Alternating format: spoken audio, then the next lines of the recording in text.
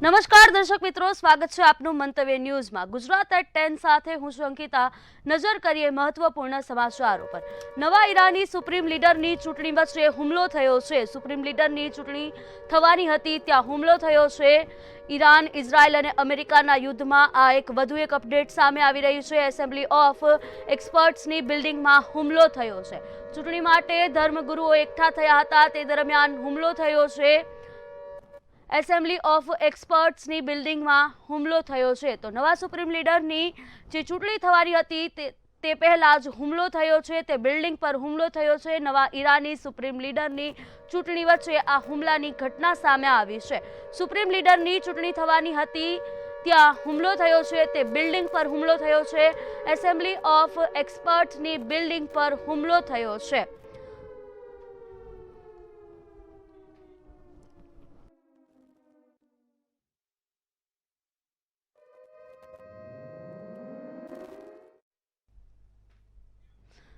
Iran અને અમેરિકાની વચ્ચે વધતા તણાવની પરિસ્થિતિ વચ્ચે દુબઈમાં વસતા ગુજરાતીઓના પરિવાર અંગે ચિંતા વ્યક્ત થઈ રહી છે। પરંતુ દુબઈમાં હાલ સ્થિતિ સંપૂર્ણપણે સામાન્ય છે। ગાંધીનગર સેક્ટર 8ના કુંજન કોન્ટ્રાક્ટરનો પરિવાર છેલ્લા 25 વર્ષથી દુબઈમાં રહે છે। મંતવ્ય ન્યૂઝની ટીમે વિડીયો કોલ દ્વારા તેમની સાથે વાતચીત કરી હતી। તેમણે જણાવ્યું હતું કે ભય કે દહેશતનો માહોલ નથી અને લોકો રોજિંદી જિંદગી સામાન્ય રીતે જીવી રહ્યા છે। દુબઈની એર સ્પેસ પણ ખુલ્લી છે। હાલ પરિવાર સંપૂર્ણપણે સુરક્ષિત હોવાનું તેમણે જણાવ્યું હતું। યુદ્ધની પરિસ્થિતિ વચ્ચે અત્યારે હાલ દુબઈ અને શારજાહની અંદર પણ અસમંજસ અને ભયનું વાતાવરણ ફેલાયું છે। જો કે આ બાબતે વાત કરીએ તો ગાંધીનગરમાં એક પરિવાર જે વર્ષોથી તેના સગા સંબંધી દુબઈ ખાતે રહે છે।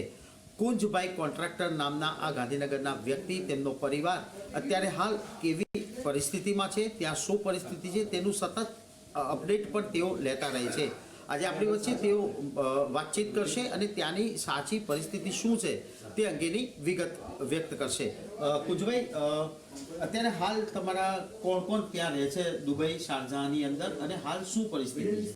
દુબઈમાં મારા મોટા બ્રધર છે, એમના વાઈફ છે, મારા ભાભી અને મારા બે ભત્રીજા છે।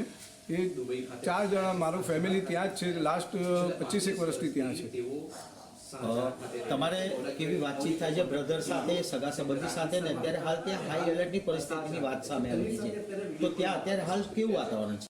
મારા ભાઈ જોડે રેગ્યુલર વાત ચાલુ છે। અમારે જ્યારે બી આ હુમલો થયો, જ્યારથી થયો છે એ પછી અમારે રેગ્યુલર વિડીયો કોલિંગથી અને રેગ્યુલર કોલ અમારા ચાલુ છે ત્યાં, અને અમારે વાતચીત ચાલુ છે। ભાઈ સાથે બી રેગ્યુલર છે, એમની બી ઓફિસ ચાલુ છે। અત્યારે સ્કૂલિંગ પણ ચાલુ છે, તો એ લોકો નિયમિત અવર જવર કરી રહ્યા છે। દુબઈથી શારજાહ એ લોકો રેગ્યુલર અવર જવર કરી રહ્યા છે। તમે અત્યારે હાલ જે એમની સાથે વાતચીત કરશો તો ત્યાંની પરિસ્થિતિમાં એકદમ નોર્મલ વાત આવી રહી છે, પરંતુ જો જોવા જઈએ તો ત્યાં પણ અવર જવર સ્થાનિક લોકોની કંઈક બંધ કરી હોવાની પણ વાત આવે છે। એલર્ટ, હાઈ એલર્ટ ઉપર પણ દુબઈ અત્યારે શારજાહનો આખો વિસ્તાર મૂકી દેવામાં આવ્યો છે। તો આ પરિસ્થિતિ અંગે પરિવાર તરફથી શું સંદેશો મળે? નહીં, ભાઈ સાથે રેગ્યુલર વાત થાય છે, ભાભી સાથે થાય છે, અને અમારે ચર્ચા થાય છે। એને તો ડેલી અત્યારે રૂટીન છે। શારજાહ ટુ દુબઈ એ લોકોને રેગ્યુલર રૂટીન છે। તો કેવું છે કે એમની સ્કૂલિંગ બી છે દુબઈમાં, મારા ભત્રીજાની, તો રેગ્યુલર એ લોકો 3-4 દિવસથી એ લોકો અવર જવર તો કરી જ રહ્યા છે। દુબઈ બી સ્કૂલિંગ બી જઈ રહ્યા છે અને આ બાજુ દુબઈ ઓફિસ બી જઈ રહ્યા છે। સામાન્ય રીતે આમ ચિંતાનો વિષય ના, નથી લાગતો, કારણ કે વિડીયો કોલિંગથી અમારે વાત ચાલે છે, તો એ મને જનરલી દુબઈનું બધા રોડ રસ્તા બી બતાવી રહ્યા છે। એટલે એવું કશું જે બિલકુલ ગાંધીનગરનો આ પરિવાર છેલ્લા 25 વર્ષથી દુબઈની અંદર પોતાનો વ્યવસાય કરી રહ્યા છે। અત્યારે હાલ સામાન્ય પરિસ્થિતિ બની રહી હોવાની વાત સામે આવી રહી છે, પરંતુ પરિવારના મનમાં હજુ પણ કેટલીક ચિંતાઓ ઘર કરી ગઈ છે। જો કે આશા રાખીએ કે આવું કંઈ પણ અનિચ્છનીય બનાવ બને નહીં અને આપણો દેશનો પરિવાર, આપણા ગુજરાતનો પરિવાર અને ખાસ કરીને ગાંધીનગરનો પરિવાર પણ સુરક્ષિત રહે તેવી એક નવી આશા ઊભી થઈ છે। કેમેરામેન જતીન વાઘેલા સાથે હું જોલ વ્યાસ, મંતવ્ય ન્યૂઝ, ગાંધીનગર। માથાદીઠ પાણી વપરાશને લઈને જે નિયત મર્યાદા દૈનિક 100 50 લીટર નક્કી કરાય છે। આ મર્યાદા કરતાં પણ વધુ એટલે કે દૈનિક સરેરાશ 200 લીટરથી પણ વધુ પાણીનો અમદાવાદી નાગરિક વપરાશ કરે છે। શહેરના પશ્ચિમમાં આવેલા કેટલાક વોર્ડ વિસ્તારમાં તો દૈનિક 250 લીટરથી પણ વધુ પાણીનો વપરાશ લોકો કરી રહ્યા છે। પાણીના સતત વધુ વપરાશને લઈને મ્યુનિસિપલ કોર્પોરેશન તંત્ર ચિંતિત છે। કોર્પોરેશનની સામાન્ય ચૂંટણી પછી નવી ટર્મમાં સત્તા સ્થાને આવનાર પક્ષ સાથે સંકલન કરી 14 વર્ષ અગાઉ વોટર મીટર લગાવાયા હતા। તે પોલિસીનો ફરીથી અમલ થાય તેવી પ્રબળ સંભાવના છે। નર્મદાનું પાણી લેવા કોર્પોરેશન રાજ્ય સરકારને પ્રતિ કિલોલીટર દીઠ ₹5.2 ચૂકવે છે।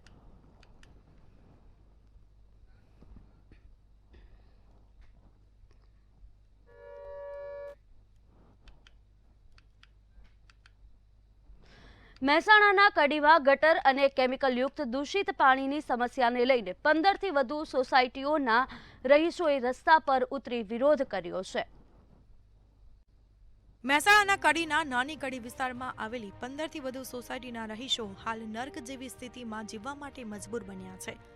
રંગપુરડા જવાના માર્ગ ગટર અને કેમિકલ દૂષિત પાણી છોડવામાં આવી રહ્યું છે, ત્યારે દૂષિત પાણી ભરાતા ખેડૂતો અને આસપાસના રહીશોને ભારે હાલાકીનો સામનો કરવો પડ્યો છે।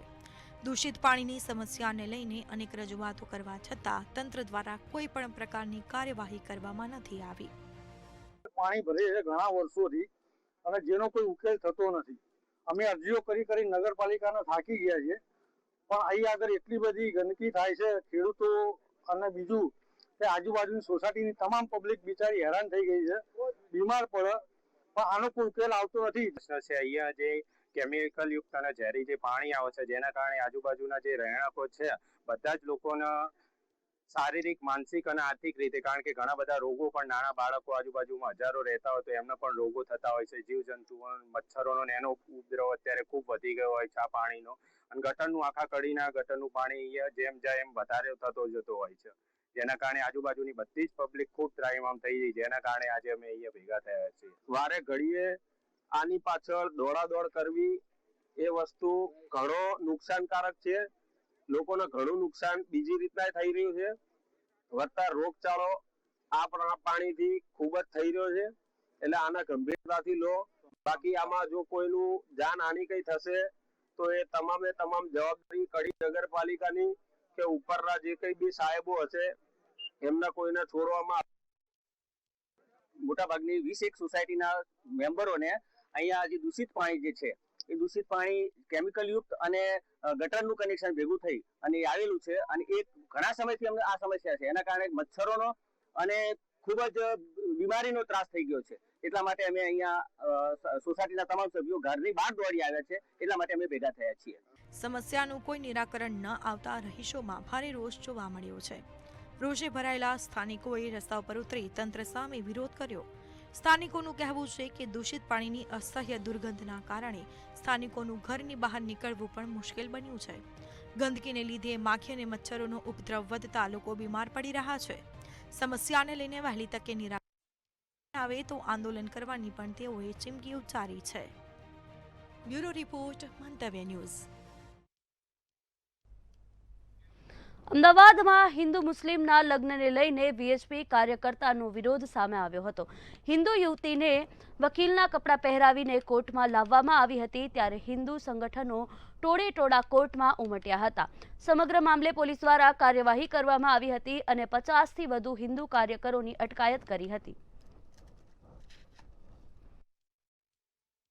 हुआ यहाँ आई और मैरिज करना ये सबको पता चला तो लोगों ने हल्ला किया और फिर लड़की को समझा के जो उनका जो पुलिस स्टेशन है दहगाम वहाँ भेजा है। लड़की के मम्मी पापा का स्टेटमेंट लेंगे और लड़की का स्टेटमेंट लेंगे और उसके आगे जो कार्रवाई होगी वो करेंगे। वो मैंने ऐसी रजूआत की है। અમદાવાદ શહેરના કાગડાપીઠ પોલીસ સ્ટેશન વિસ્તારમાં પોલીસ કોન્સ્ટેબલ પર બુટલેગરે હુમલો કર્યો હોવાની ઘટના સામે આવી છે। 3 લોકોએ ભેગા મળી અને કોન્સ્ટેબલના માથાના ભાગમાં લાકડી વડે હુમલો કર્યો હતો, જેનાથી કોન્સ્ટેબલ ગંભીર રીતે ઈજાગ્રસ્ત થતા સારવાર અર્થે હોસ્પિટલ ખસેડવામાં આવ્યા હતા। તું અમારા ધંધાની બાતમી કેમ આપે છે એમ કહી તેમણે કોન્સ્ટેબલ પર હુમલો કર્યો હતો। કાગડાપીઠ પોલીસ દ્વારા 3 આરોપીઓ વિરુદ્ધ ગુનો નોંધી વધુ તપાસ હાથ ધરવામાં આવી છે।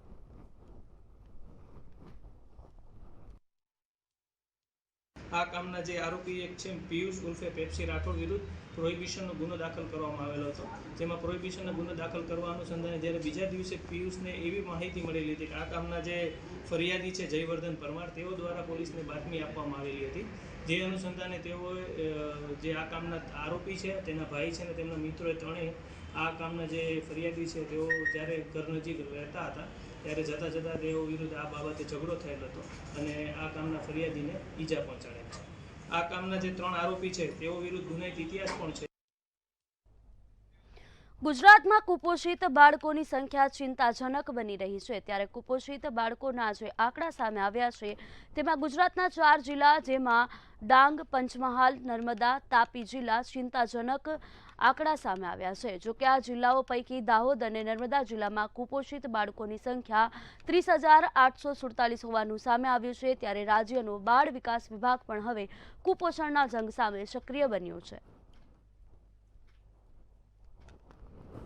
ગુજરાતમાં કુપોષણવાળા બાળકો વધુ હોવાનો એક ચિંતાજનક વાત સામે આવી રહી છે. જોકે આ બાળકોની અંદર કુપોષણ ધરાવતા જિલ્લાઓ પણ વધી રહ્યા છે. અત્યારે હાલ જો જોવા જઈએ તો 4 જિલ્લાઓ સામે આવ્યા છે, પરંતુ સરકાર અને તેનું બાળ આયોગ સંરક્ષણ વિભાગ આ બાબતે શું કાર્યવાહી કરે છે તે જાણીશું. આપણી વચ્ચે બાળ આયોગના અધ્યક્ષ ધર્મિષ્ઠાબેન ગજ્જર આપણી વચ્ચે ઉપસ્થિત છે. કુપોષણ બાબતે સરકાર તરફથી તેઓ શું કામગીરી કરે છે અને આ ચિંતાજનક આંકડો કેમ વધી રહ્યો છે તેના કારણો જાણીશું. ધર્મિષ્ઠાબેન, મંતવ્યમાં આપનું હાર્દિક સ્વાગત છે. કુપોષણનો જંગ લડવા સરકાર કટિબદ્ધ છે, પરંતુ આંકડા ચિંતાજનક છે, શું કહેશો? સૌપ્રથમ સૌ દર્શક મિત્રો, મીડિયાના મિત્રોને મારી આજના હોળી ધૂળેટી પર્વની ખૂબ ખૂબ હૃદયપૂર્વકની શુભેચ્છાઓ પાઠવું છું. અને જે આપે વાત કરી કે કુપોષણના આંકડા દિવસે દિવસે વધતા રહ્યા છે, પણ હું આમ વાત સાથે સંમત નથી. કારણ કે ઘણા વર્ષો પહેલાં જ્યારે જે પણ સરકાર હતી, જે પણ નેતાઓ કામ કરતા હતા, ત્યારે જે આંકડાઓ હતા, અત્યારે અમે છેલ્લા ઘણા વર્ષોથી એક કહેવાય કે દેશભરની સૌથી મોટી પાર્ટી જે કામ કરે છે અને સરકાર જ્યારે આપણી બેઠી છે ત્યારે એ તમામ વિભાગના જે નિર્ણયો હોય છે એ છેવાડાના માનવીથી લઈ અને કોઈ પણ મોટો ઉદ્યોગપતિ હોય તો એના માટે ખૂબ વ્યાજબી હિત માટેના હોય છે. એટલે હમણાં જ થોડા સમય પહેલાં જ કેન્દ્રનું પણ બજેટ જાહેર થયું છે, ગુજરાત રાજ્યનું પણ બજેટ જાહેર થયું છે અને સરકાર એટલી બધી ચિંતા કરે છે કે દરેક દેશના કે ગુજરાતના બાળકો હોય કે મહિલાઓ હોય કે યુવાનો હોય, પણ સૌથી વધારે ચિંતા એમને ગુજરાતના બાળકોની છે. ગુજરાતના માનનીય મુખ્યમંત્રી ભૂપેન્દ્રભાઈ પટેલ સાહેબ અને એમની સમગ્ર ટીમ જ્યારે આજે ખૂબ સુંદર કામ કરી રહી છે અને માત્ર એક વિભાગ પૂરતું નહીં પણ દરેક વિભાગોમાં એમની એટલી બધી નોંધનીય વાતો અને નિર્ણયો એવા હોય છે. જી બિલકુલ, બાળકોનું કુપોષણ દૂર કરવા માટે સરકાર અને તેનું તંત્ર હંમેશા દોડતું રહ્યું છે અને દોડતું રહેશે. આશા રાખીએ કે ગુજરાતની અંદર પણ આ કુપોષણ બાળકોની સંખ્યા ઘટશે અને તંત્ર પણ કામગીરી કરશે. કેમેરામેન જતીન વાઘેલા સાથે ઉજ્જવલ વ્યાસ, મંતવ્ય ન્યૂઝ, ગાંધીનગર. NSUIએ બિન શૈક્ષણિક કર્મચારીઓની ભરતી પરીક્ષાની તારીખમાં ફેરફાર કરવા બાબતે ગુજરાત યુનિવર્સિટીમાં પત્ર લખ્યો છે. એક જ દિવસે 2 યુનિવર્સિટીઓની પરીક્ષાઓ સાથે હોવાથી વિદ્યાર્થીઓ સંકટમાં મુકાયા છે. વિદ્યાર્થીઓના હિતને ધ્યાનમાં રાખીને પરીક્ષાની તારીખમાં ફેરફાર કરાય તેવી માંગ કરવામાં આવી છે. જો યોગ્ય નિર્ણય લેવાય તો નહીં લેવાય તો ઉગ્ર આંદોલન કરવાની ચીમકી ઉચ્ચારવામાં આવી છે. એટલે કે ગુજરાત યુનિવર્સિટી અને સૌરાષ્ટ્ર યુનિવર્સિટી, આ બંને યુનિવર્સિટી દ્વારા છેલ્લા લાંબા સમયથી પેન્ડિંગ પડેલી નોન ટીચિંગની ભરતી જાહેર કરવામાં આવી છે. ત્યારે જાહેર તો કરવામાં આવી છે, પણ ક્યાંક કોર્ડિનેશનનો અભાવ હોય બંને યુનિવર્સિટીના વાઇસ ચાન્સલરને. એ મુજબ બંને વાઇસ ચાન્સલરોએ એક જ દિવસ આ બંને યુનિવર્સિટીએ જે લેખિત પરીક્ષા છે એ એક જ તારીખે રાખી અને ક્યાંક ને ક્યાંક વિદ્યાર્થીઓ સાથે અન્યાય કરવાનો કોશિશ કરવામાં આવી છે. આજે હું આ બંને યુનિવર્સિટીના વાઇસ ચાન્સલરને આવેદનના મારફતે NSUI રજૂઆત કરે છે કે આ બંને યુનિવર્સિટીએ જે એક દિવસે પરીક્ષા રાખી છે તેમાં ચેન્જ. મહેસાણામાં વિસનગરના વાઘાજીપુરા ગામની સીમમાંથી ડબ્બા ટ્રેડિંગ ઝડપાયું હતું. માર્કેટ પ્લસ એન્જલ 1 નામની એપ્લિકેશન પર ડબ્બા ટ્રેડિંગ ચલાવતા હતા અને શેર બજારમાં વધુ કમાઈ આપવાની લાલચ આપતા હતા. તેમજ ટેકનિકલ સ્ટોક રિસર્ચ સેન્ટર કંપનીના એજન્ટની ઓળખ આપતા હતા, ત્યારે ગેરકાયદેસર ડબ્બા ટ્રેડિંગ ચલાવતા 5 શખ્સોની ધરપકડ કરી અને પોલીસ સ્ટેશનમાં ફરિયાદ નોંધવામાં આવી છે.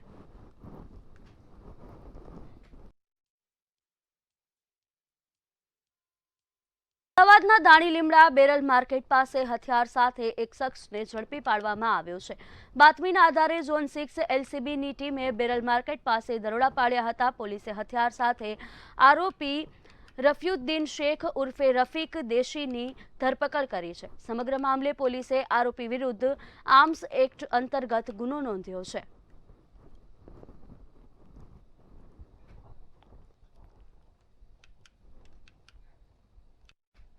રાજકોટ શહેરના મેયરના પતિના ગેરકાયદેસર બાંધકામનો મુદ્દો ફરી એક વખત ગરમાયો છે. આજે રાજકોટ મહિલા કોંગ્રેસ દ્વારા રાજકોટ મ્યુનિસિપલ કોર્પોરેશન કચેરીએ ઉગ્ર વિરોધ પ્રદર્શન કરવામાં આવ્યું હતું. મહિલા કાર્યકર્તાઓએ "હું ભ્રષ્ટાચારી મેયર છું" લખેલા પોસ્ટરો સાથે મેયરનો ઘેરાવો કરવાનો પ્રયાસ કર્યો હતો અને "હાય રે હાય મેયરના" નારા લગાવ્યા હતા. આ દરમિયાન પોલીસ સાથે થોડી ઘર્ષણની ઘટના પણ બની હતી. કોંગ્રેસ પ્રમુખ જગદીપસિંહે આક્ષેપ કર્યો કે મેયરના પતિ વિનોદ પેઢડિયા દ્વારા સરકારી જમીન પર ગેરકાયદેસર બાંધકામ છતાં કોઈ કાર્યવાહી થતી નથી. જોકે મેયરે આ મામલે કોઈનું નામ લીધા વિના કહ્યું કે તેમને ફસાવવાનો પ્રયાસ થઈ રહ્યો છે. આ મુદ્દે શહેરની રાજનીતિમાં ફરી ગરમાવો આવ્યો છે. રાજકોટના પ્રથમ નાગરિક એટલે કે મેયરશ્રીના પતિદેવ સરકારી જગ્યા ઉપર મોટું બાંધકામ કર્યું છે. ત્યારે અમારા વિરોધ પક્ષના નેતા વસરામભાઈ સાગઠિયાએ પણ બોર્ડની અંદર પ્રશ્ન ઉપાડ્યો હતો. કોંગ્રેસ દ્વારા પણ એગ્રેસિવ દેખાવ કરવામાં આવ્યો હતો. 3 દિવસ પહેલાં યુથ કોંગ્રેસે પણ બંગલા ઉપર દેખાવ કર્યો હતો. આજે અમારી મહિલા કોંગ્રેસની બહેનો દ્વારા મેયર ઉપર પણ આજે એટેક કરી અને દેખાવ કરવામાં આવ્યો. ભારતીય જનતા પાર્ટીના ભ્રષ્ટાચારી મહાનગરપાલિકાની અંદર કુશાસન ચાલી રહ્યું છે. રાજકોટ શહેર કોંગ્રેસ દ્વારા ચૂંટણીલક્ષી મહત્વપૂર્ણ બેઠક યોજાઈ હતી. આ બેઠકમાં આવનારી સ્થાનિક ચૂંટણીને ધ્યાનમાં રાખીને સંગઠનાત્મક તૈયારીઓ અંગે વિગતવાર માહિતી આપવામાં આવી હતી. રાજકોટ શહેર કોંગ્રેસ દ્વારા ચૂંટણીલક્ષી તૈયારીઓ સત્તાવાર રીતે શરૂ કરવામાં આવી છે. રાજકોટના 18 વોર્ડમાંથી 14 વોર્ડ સમગ્ર અહીંયા બેઠેલા તમામ આગેવાનો સાથે રાખીને કોંગ્રેસ આપકે દ્વારના કાર્યક્રમ રાજકોટ શહેરની અંદર શહેર કોંગ્રેસ દ્વારા યોજાઈ ગયું. તેમાં રાજકોટના પ્રજાજનોએ અલગ અલગ વસ્તુઓ જે અમને ધ્યાન ઉપર મૂકી છે. મેનિફેસ્ટો કમિટી, જે મેં હમણાં જ કીધું એ રીતે જે મેનિફેસ્ટો કમિટી છે એના સૂચનો લઈને કોંગ્રેસનો મેનિફેસ્ટો નહીં પણ રાજકોટની પ્રજાનો મેનિફેસ્ટો આવનારી રાજકોટ મહાનગરપાલિકાની ચૂંટણીમાં રહેશે.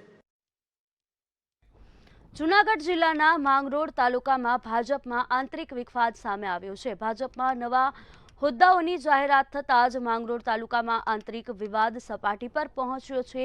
વર્ષોથી પાર્ટી માટે કામ કરતા જૂના કાર્યકરોની અવગણના થતી હોવાના સવાલો ઉઠ્યા છે. નવા સંગઠનના હોદ્દેદારોની નિમણૂક બાદ કેટલાક કાર્યકર્તાઓમાં ભારે અસંતોષ ફેલાયો છે અને ખુલ્લેઆમ વિરોધ નોંધાવવામાં આવ્યો છે. એ સંગઠનની અંદર છેલ્લા 20 વર્ષથી અમે જોઈએ છીએ કે જે કાર્યકરો, જે ગામડાના કાર્યકરો, સ્થાનિક કાર્યકરો 25 વર્ષથી પાર્ટીની અંદર લોહી રેડે છે, પાર્ટી માટે ભોગ આપે છે, જેનામાં લાયકાત છે, જેનામાં ઈમાનદારી છે, જે લોકો પાર્ટીને વફાદાર છે, એનો કોઈ ભાવ પૂછતું નથી. છેલ્લા 20 વર્ષની અંદર અમે જિલ્લા સંગઠન કે તાલુકા સંગઠનની અંદર અમે જોયું છે કે રાજકીય આગેવાનો, ધારાસભ્યો, સંસદ સભ્યો પોતપોતાના સમાજના પોતપોતાના ચમચાઓને અને જે લાગતા વળગતા મળતિયાઓને જ ગોઠવે છે. અમદાવાદમાં ધૂળેટીના પર્વને લઈને માર્કેટમાં અવનવા કલરો જોવા મળી રહ્યા છે. વર્ષો જૂના દિલ્હી દરવાજા માર્કેટમાં લોકોની ગુલાલ અને પિચકારીઓ ખરીદતા જોવા મળી રહ્યા છે. આ વર્ષે 1 કિલો ગુલાલનો ભાવ 150 થી 200 રૂપિયા જેટલો છે, જ્યારે પિચકારી 100 રૂપિયાથી શરૂ થઈને 1000 રૂપિયા સુધીની માર્કેટમાં મળી રહી છે. રંગબેરંગી ઓર્ગેનિક કલરવાળા ગુલાલની સાથે પાકા કલર પણ માર્કેટમાં સરળતાથી મળી રહ્યા છે. ત્યારે હોળી ધૂળેટી એ રંગોત્સવ છે, જેને લઈને માર્કેટનો માહોલ પણ રંગીન જોવા મળી રહ્યો છે. 5 કલર પરચેસ કર્યા છે. ભાવ તો જો થોડુંક તો ઇન્ફ્લેશન છે એટલે રહેશે, પણ હવે છોકરાઓ છે તો છોકરાઓને તો મજા આવે એટલે કલર પરચેસિંગ તો કરવી જ પડે તમારે. હોળી એ રંગોત્સવનો તહેવાર છે અને હોળી અને ધૂળેટી આ 2 દિવસ લોકો હોય છે તે રંગોત્સવની મજા કરતા હોય છે અને તેને જ લઈને માર્કેટમાં જે અવનવા કલર છે તે વેચાઈ રહ્યા છે. અમદાવાદનું સૌથી જાણીતું માર્કેટ છે દિલ્હી દરવાજા અને ત્યાં અવનવા જે રંગો છે તે વેચાઈ રહ્યા છે. લોકો પ્રેમથી આ રંગોત્સવનો તહેવાર હોય છે તે મનાવતા હોય છે, કારણ કે વર્ષમાં માત્ર આ 2 દિવસ જેવા હોય છે કે આખો દેશ છે તે રંગોથી રંગાઈ જતો હોય છે, હોળીના રંગમાં રંગાઈ જતો હોય છે. બેન, આ વખતનો ભાવ શું છે ગુલાલનો, પિચકારીનો? ગુલાલનો ભાવ આ વખતે 150 રૂપિયા કિલો છે. 100 ગ્રામ લેવો હોય તો 20 રૂપિયા. ગયા વર્ષ કરતા આ વખતે ભાવમાં વધારો છે કે એટલો જ ભાવ? એટલો જ ભાવ છે. લોકો ખરીદવા આવે છે કે લોકોની સંખ્યા ઘટી રહી છે? સંખ્યા ઘટી ગઈ રહી છે. કે એનું કારણ શું હશે? મોંઘવારી કે મોંઘવારી લાગે છે પરજાના. એટલે અત્યારે જે લોકો છે તે ઓછા ખરીદવા આવી રહ્યા છે. જે પહેલા જે હોળી જે રમનારો વર્ગ હતો તેમાં વધારો થયો છે. હવે જે પાર્ટી પ્લોટનું જે કલ્ચર છે તે પણ વધી ચૂક્યું છે, કારણ કે અમદાવાદમાં ઠેર ઠેર પાર્ટી પ્લોટમાં પણ હોળીનું આયોજન કરવામાં આવે છે અને જેને લઈને આ માર્કેટમાં જે ભીડ છે તે ક્યાંક ને ક્યાંક ઓછી જોવા મળી રહી છે. પરંતુ જો રંગોની વાત કરવામાં આવે તો અલગ અલગ પ્રકારના જે રંગો છે જે શરીર માટે શરીરને હાર્મફુલ ન થાય, શરીરને નુકસાન ન પહોંચાડે તેવા રંગો છે તે હાલ માર્કેટમાં વેચાઈ રહ્યા છે. લોકો પણ તેની ખરીદી કરી રહ્યા છે, કારણ કે ખાસ કરીને જ્યારે નાના બાળકો છે તેઓને આ 2 દિવસ ખૂબ જ વધારે ગમતા હોય છે. પિચકારીઓ નાનેથી લઈને મોટી તમામ જે પિચકારીઓ છે તે પણ માર્કેટમાં મળી રહી છે. ગુલાલ છે તે પણ અલગ અલગ જે ઓર્ગેનિક ગુલાલો છે, ફુગ્ગા છે, આ તમામ વસ્તુ કે જે 2 દિવસ લોકો હોય છે તે મજા કરતા હોય છે અને તેને લઈને અમદાવાદના દિલ્હી દરવાજા માર્કેટ ખાતે પણ અલગ અલગ રંગો છે તે જોવા મળી રહ્યા છે અને લોકો પણ આ રંગોની ખરીદી છે તે કરી રહ્યા છે. કેમેરા પર્સન કેતન શ્રીમાળી સાથે કિંજલ બોરીસા, મંતવ્ય ન્યૂઝ, અમદાવાદ. તો રંગબેરંગી મહોત્સવ એવા હોળી ધૂળેટીના પર્વને લઈને સીએમ દ્વારા શુભકામનાઓ પાઠવવામાં આવી છે. રંગ ઉમંગના હોળી ધૂળેટી પર્વ નિમિત્તે સીએમએ શુભકામનાઓ પાઠવી છે. ભૂપેન્દ્ર પટેલે હોળી ધૂળેટી પર્વની શુભકામનાઓ પાઠવી છે. સીએમ ભૂપેન્દ્ર પટેલ દ્વારા શુભકામનાઓ આપવામાં આવી છે. હોળીનું આ પર્વ અસત્ય પર સત્યના વિજયનું પર્વ છે. પર્યાવરણનું પણ જતન થાય, રંગોત્સવને એવી રીતે ઉજવવો તેવું સીએમ દ્વારા કહેવામાં આવ્યું છે. ભૂપેન્દ્ર પટેલે હોળી ધૂળેટી પર્વની શુભકામનાઓ પાઠવી છે. તો મુખ્યમંત્રી ભૂપેન્દ્ર પટેલે હોળી ધૂળેટીના પર્વોની શુભકામનાઓ પાઠવી છે. રંગ ઉમંગ હોળી ધૂળેટીના પર્વની શુભકામનાઓ પાઠવી છે.